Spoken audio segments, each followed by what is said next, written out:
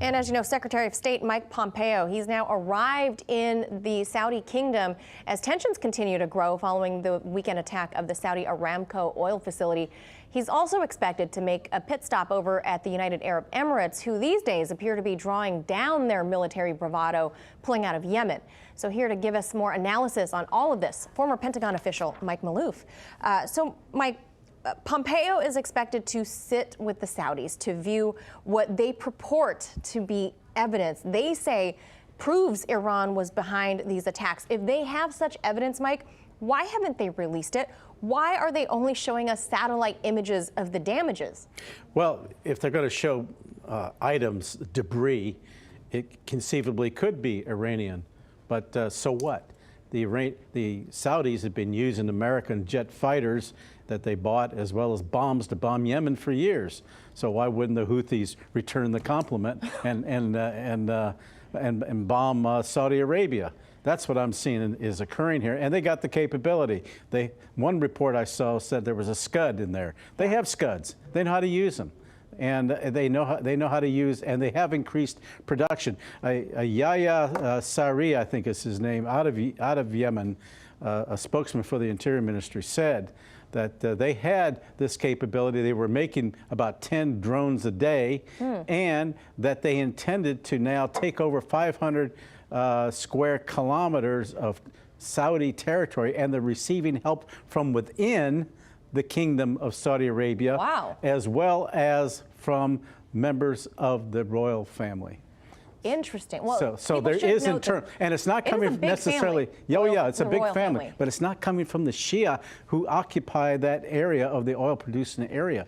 That's what he's indicating. So it looks like we are seeing the seeds, perhaps, of an internal rebellion of people from within the kingdom helping the Houthis to overthrow the existing monarch. That's what I'm projecting. Yeah, and we're hearing, like you said, those mixed reports of either it was a cruise missile, or it was a Scud, that there was one that was unexploded. Don't you find that a little suspicious that there was just one laying around that didn't explode? Okay, you have duds. You know, duds, okay. You have duds. No so problem. That does happen. Yeah, it happens. Sure. Okay, so that's a possibility. Yeah. All right, fair enough. Meantime, Saudi Arabia is now joining the short list of countries committed to securing the Strait of Hormuz. We know why, I'm sure. Here's a list of those countries, just so the viewer can stay abreast of this: the UK, Australia, Bahrain, and of course Saudi Arabia, along with the U.S., who's spearheading this. They all plan to patrol the Strait of Hormuz, the Sea of Oman, the Arabian Gulf, Bab al-Mandab. What do you make of this supposed new alliance that's going to be the hall monitor of these waters? Well, one country left off was Israel. They also promised to join that little confab, and it doesn't really mean all that much. It just shows what they're trying to do is show solidarity. The UK was already engaged as well as, but the U.S. interestingly is staying on either side of the Gulf. They're letting these other countries within that region do that work. But you know, what are they going to do? They're going to just patrol. They're going to escort. Okay, that's fine. Yeah, you and I talked about this before. It's no big deal. It would happen. Yeah, of course. And even the Russians are thinking of doing something very similar. So it's fine. Much ado about nothing?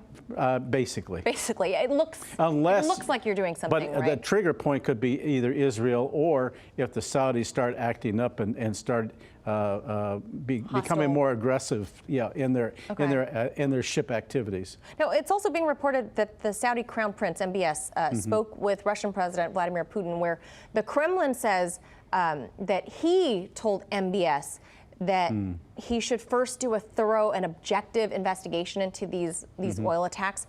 How do you see Russia's role in all of this? Will it kind of be like peacekeeper?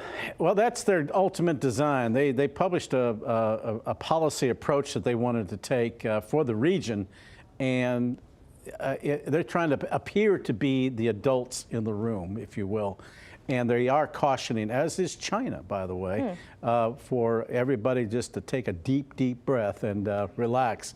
Nobody really wants hostilities in the region. But I think that their plan basically is to create a security and cooperation arrangement, a committee. They're calling for one to begin to initially convene toward the end of the month. The U.S. has been invited. The U.S. has not responded. And real quickly, Mike, before I'm out of time, the Houthis in Yemen, we already know they've claimed responsibility, but everybody seems to be rejecting that notion. Why?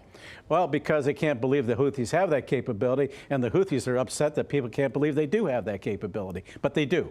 And they have that demonstrated. In fact, it was the Houthis who attacked the pipeline in last May, I believe, in Saudi Arabia. They have that capability, and they're very upset that no one believes them. Wow. Yeah, it's bad PR for them, I Very suppose. bad. Yeah, they don't understand it. All right. We will leave it right there. Yeah. So far, no reported deaths from this Saudi Aramco attack. No, it was very surgical, very surgical. So, all right. We will be back to talk about this some more. I'm sure it's ongoing. Mike Maloof, as always, thank you for your expertise. Pleasure. Hey YouTube, thanks for checking out our channel. We hope you enjoyed the video. We have tons of content for you just like this. For more of RT America's one-of-a-kind news and analysis, be sure to subscribe and never stop questioning more.